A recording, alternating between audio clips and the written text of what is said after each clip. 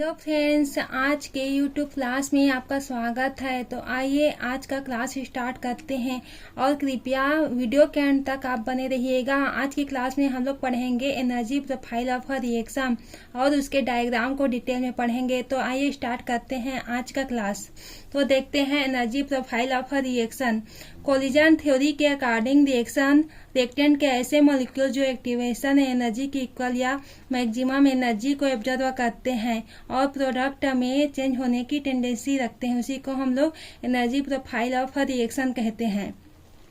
इसमें बोला गया है कोलिजन थ्योरी के मतलब जो कोलिजन थ्योरी है इसके अकॉर्डिंग ही इस एनर्जी प्रोफाइल डायग्राम को हम लोग पढ़ते हैं डिटेल में। रिएक्टेंट के ऐसे मॉलिक्यूल्स जो एक्टिवेशन एनर्जी की इक्वल या मैक्सिमम एनर्जी को ऑब्जर्व कर लेते हैं और प्रोडक्ट में चेंज होने की टेंडेंसी रखते हैं, उसी को हम लोग energy profile of a reaction कहते हैं। तो ये है पोटेंशियल एनर्जी का जो है ये है डायग्राम। ये डायग्राम होता है पोटेंशियल एनर्जी यहाँ से यहाँ तक इंक्रीज होगा। ये होता है एक्टिवेशन एनर्जी, मतलब एक्टिवेशन एनर्जी क्या होता है, जो ट्रांजिशन स्टेट और जो रिएक्टेंट है यहाँ का बीच का जो डिफरेंस होता है इसी को हम लोग एक्टिवेशन एनर्जी कहते हैं। यानी आवश्यक ऊर्जा ट्रांजिशन स्टेट में आने की इसी को हम लोग बोलते हैं। और यहाँ पर से जो रिएक्टेंट होता है और ये प्रोडक्ट होता है, तो रिएक्टेंट और प्रोडक्ट के बीच में जो डिफरेंस होता है उसी को हम लोग चेंज ऑफ एंथैल्पी कहते हैं। तो अब देखते हैं हम लोग रिएक्टेंट और एक्टिवेट कॉम्प्लेक्स की एनर्जी की डिफरेंस को हम लोग एक्टिवेशन एनर्जी कहते हैं। यहाँ पर लिखा हुआ है, आप इसे नोट से बनाते रहिएगा। एक्टिवेशन एनर्जी की वैल्यू इंक्रीज करने पर रेट ऑफ रिएक्शन डिक्रीज होता है। हम लोग एक्टिवेशन एनर्जी की वैल्यू को अगर इंक्रीज करेंगे तो हम लोग का रेट ऑफ रिएक्शन भी इंक्रीज होगा, मतलब नहीं, ये अपोजिट होगा। एक्टिवेशन एनर्जी के ये एक्टिवेशन एनर्जी है वो रेट ऑफ रिएक्शन के अपोजिट होता है। अगर एक्टिवेशन एनर्जी इंक्रीज होगा तो रेट ऑफ रिएक्शन डिक्रीज होगा। तो यहाँ पर होता है रेट ऑफ रिएक्शन का जो होता है वो है प्रोपोर्शनल 1/E को हम लोग एक्टिवेशन एनर्जी कहते हैं। तो अब हम लोग देखेंगे एनर्जी प्रोफाइल डायग्राम और अच्छे से समझेंगे। तो आइए अब स्टार्ट करते हैं। मेन चैप्टर या टॉपिक होता है उसको energy profile diagram. Progress of reaction तथा पोटेंशियल एनर्जी के बीच बनाया गया कर्व ही एनर्जी प्रोफाइल डायग्राम होता है। क्या बोला गया है कि प्रोग्रेस ऑफ रिएक्शन, यहाँ पर प्रोग्रेस ऑफ रिएक्शन यहाँ पर हो रहा है। जहाँ देखें कि यहाँ पर डायग्राम में दिया गया है कि यहाँ पर प्रोग्रेस ऑफ रिएक्शन हो रहा है, इसी को जो एनर्जी होता है के बीच कर्व यानी यहाँ पर कर्व खींचा गया है और इसी के एनर्जी के गैप या एंथैल्पी रिएक्शन को हम लोग क्या बोलते हैं, एनर्जी प्रोफाइल डायग्राम बोलते हैं। इसको डेफिनेशन के रूप में पढ़ते हैं और समझते हैं। प्रोग्रेस ऑफ रिएक्शन तथा पोटेंशियल एनर्जी के बीच बनाया गया कर्व ही एनर्जी प्रोफाइल डायग्राम होता है। मैंने अभी समझाया कि प्रोग्रेस ऑफ रिएक्शन और पोटेंशियल एनर्जी के बीच बनाया गया जो कर्व होता है उसी को हम लोग एनर्जी प्रोफाइल डायग्राम कहते हैं। यहाँ पर रिएक्टेंट और प्रोडक्ट के बीच एनर्जी गैप को एंथैल्पी कहते हैं। मैंने फर्स्ट में ही आपको बता दिया था कि रिएक्टेंट और प्रोडक्ट के जो बीच में एनर्जी का जो गैप होता है उसी को हम लोग क्या बोलते हैं, एंथैल्पी ऑफ रिएक्शन कहते हैं। एंथैल्पी ऑफ रिएक्शन के बेसिस पर 2 टाइप्स के एनर्जी प्रोफाइल डायग्राम बनाए जा सकते हैं। हम लोग 2 टाइप्स के एनर्जी प्रोफाइल डायग्राम को देखेंगे। उसमें फर्स्ट होता है फॉर थर्मिक रिएक्शन। फर्स्ट जो होता है वो है एंडोथर्मिक रिएक्शन और सेकंड होता है एक्सोथर्मिक रिएक्शन। तो हम लोग डिटेल में जानेंगे कि एंडोथर्मिक रिएक्शन और एक्सोथर्मिक रिएक्शन क्या होता है। तो इसको आइए देखते हैं, आप डिटेल में पढ़ेंगे और समझेंगे।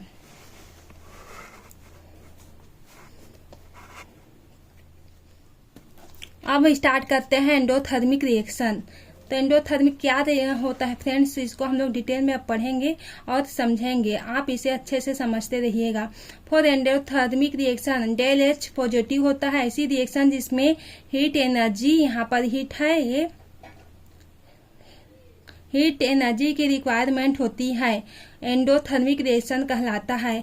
हमें क्या होता है कि जो डेल एच होता है वो पॉजिटिव होता है, ऐसी रिएक्शन जिसमें हमें हीट एनर्जी की रिक्वायरमेंट होती है उसी को हम लोग एंडोथर्मिक रिएक्शन कहते हैं। कि इसमें रिएक्टेंट से अगर प्रोडक्ट में चेंज हुआ तो हमें हीट की एनर्जी रिक्वायरमेंट होगी, इसी को हम लोग एंडोथर्मिक रिएक्शन कहते हैं।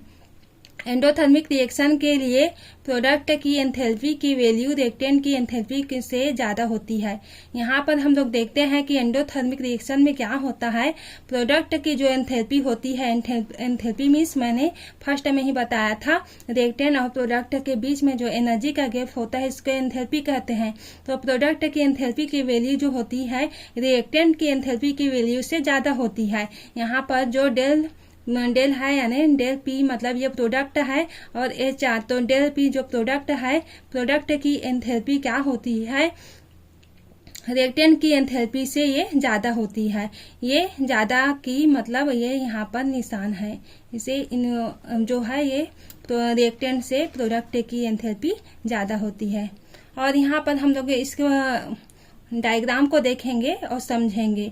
प्रोग्रेस ऑफ रिएक्शन यहाँ पर होता है, प्रोग्रेस ऑफ रिएक्शन, यहाँ पर पोटेंशियल एनर्जी और यहाँ पर से जो रिएक्टेंट है वहां से ये प्रोडक्ट बन रहा है। तो यहाँ पर रिएक्टेंट है वो कम है, मतलब रिएक्टेंट कम है और प्रोडक्ट हम लोग को ज्यादा प्राप्त हो रहा है। और रिएक्टेंट और प्रोडक्ट के बीच में जो है वो डेल एच है यानी एंथैल्पी चेंज, मैंने बताया था पहले ही। और यहाँ पर जो ट्रांजिशन स्टेट है और रिएक्टेंट, तो यहाँ पर जो है एक्टिवेशन एनर्जी रहेगा। यहाँ पर रिएक्टेंट और ट्रांजिशन स्टेट के डिफरेंस को एक्टिवेशन एनर्जी कहते हैं। अब क्या होता है, energy profile for reactant that complete in one और मोर स्टेप, मतलब क्या होता है फ्रेंड्स की हम लोग पोटेंशियल एनर्जी या इसी को हम लोग एनर्जी प्रोफाइल डायग्राम जो बोलते हैं वो होता है पोटेंशियल एनर्जी जो इंक्रीज होती है प्रोग्रेस ऑफ रिएक्शन। ये मोड होता है, मतलब फर्स्ट ट्रांजिशन स्टेट भी पाया जाता है और सेकेंड ट्रांजिशन स्टेट पाया जाता है और बीच में जो बनता है वो इंटरमीडिएट होता है। तो ये मोड और वन और मोर होती है, मतलब एक से ज्यादा होती है। अब हम लोग देखेंगे एक्सोथर्मिक रिएक्शन।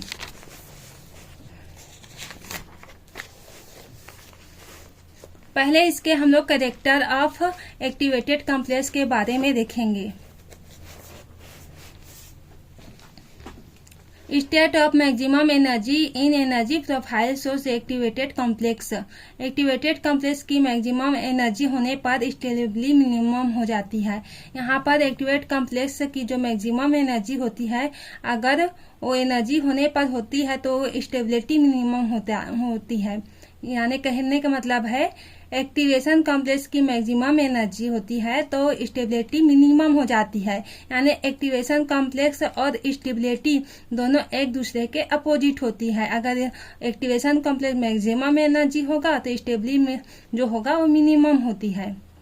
और जो थर्ड होता है एक्टिवेटेड कॉम्प्लेक्स इमेजिनरी स्टेट होता है। ये एक्टिवेटेड कॉम्प्लेक्स जो होता है वो क्या होता है, इमेजिनरी स्टेट होता है, इन्हें डिलीट नहीं किया जा सकता। और इसका होता है number of activated complex equal to number of transition state equal to number of steps of reaction. अब हम लोग पढ़ेंगे डिटेल में एक्सोथर्मिक रिएक्शन जो है जो मैंने फर्स्ट ही बताया था, एनर्जी प्रोफाइल डायग्राम होता है और 2 टाइप्स का होता है। फर्स्ट होता है एंडोथर्मिक रिएक्शन और सेकेंड होता है वो है एक्सोथर्मिक रिएक्शन। तो सेकेंड में अब देखेंगे हम लोग एंडोथर्मिक रिएक्शन को डिटेल में पढ़ लिया था, अब हम लोग सेकेंड में जो है उसको देखेंगे एक्सोथर्मिक रिएक्शन। तो अब देखेंगे एक्सोथर्मिक रिएक्शन क्या होता है। फ्रेंड्स मैं बार बार रिपीट करती हूँ ताकि इसी वीडियो में आप लोगों को अच्छे से क्लियरली समझ में आ जाए। तो अब देखेंगे हम लोग एक्सोथर्मिक रिएक्शन। ऐसी रिएक्शन जिसमें हीट एनर्जी होती है एक्सोथर्मिक रिएक्शन कहलाती है। यहाँ पर क्या होता है, हीट एनर्जी होती है, एक्सोथर्मिक रिएक्शन कहलाता है। वहां पर हीट का रिक्वायरमेंट हुआ था, यहाँ पर हीट का रिक्वायरमेंट नहीं होता है, इसमें रिएक्टेंट से प्रोडक्ट में चेंज होने के लिए। यहाँ पर रिएक्टेंट हम लोग ज्यादा लेते हैं लेकिन प्रोडक्ट की मात्रा हम लोग को कम प्राप्त होती है। यहाँ पर होता है यह है पोटेंशियल एनर्जी और ये होता है एक्टिवेशन एनर्जी। और यहाँ पर होता है रिएक्टेंट और प्रोडक्ट के बीच में जो होता है वो एंथैल्पी ऑफ चेंज है, चेंज ऑफ एंथैल्पी है। और यहाँ पर से यह है एक्टिवेटेड कॉम्प्लेक्स जो ई ए से शो किया गया है। फॉर एक्सोथर्मिक रिएक्शन रिएक्टेंट की एनर्जी प्रोडक्ट की एंथैल्पी से ज्यादा होती है। मैंने फर्स्ट अभी बताया फ्रेंड्स की एक्सोथर्मिक रिएक्शन रिएक्टेंट की एंथैल्पी प्रोडक्ट की एंथैल्पी से ज्यादा होती है। रिएक्टेंट की जो एंथैल्पी होती है वह प्रोडक्ट की एंथैल्पी से ज्यादा होती है, लेकिन हम लोगों को इसमें एनर्जी की रिक्वायरमेंट नहीं होती।